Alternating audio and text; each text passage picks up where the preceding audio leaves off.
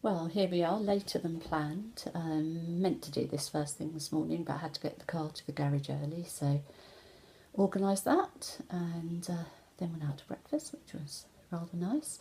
Didn't have too bad a night, but Pete was very snory, so I did decamp to the spare room, which is opposite his room, so if he had a really bad coughing fit or needed suctioning, I can just go across the hall and sort him out, but it does mean that I get better night's sleep. I must admit it's something I found very difficult because we never would have probably had separate rooms and still tend not to, but I am finding more and more that the only way I can get a decent night's sleep is to move across the hall.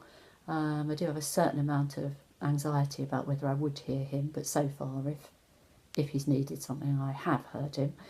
Obviously, he can only alert me by the fact that he is coughing or choking because unfortunately Pete can't speak.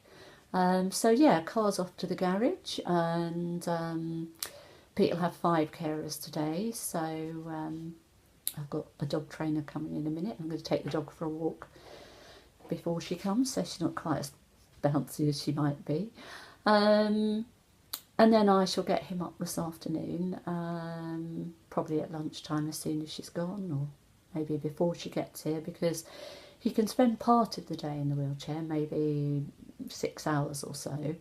But I have to kind of time that around when I'm more here, because he's totally safe in bed because he's completely immobile.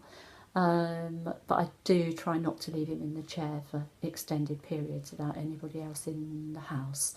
And yet he has to spend part of each day in the chair because it's so much better for his breathing, and also no one wants to spend their entire life in the bedroom. So yeah, I should be getting him up later and then doing a bit of pottering around, maybe a bit of gardening.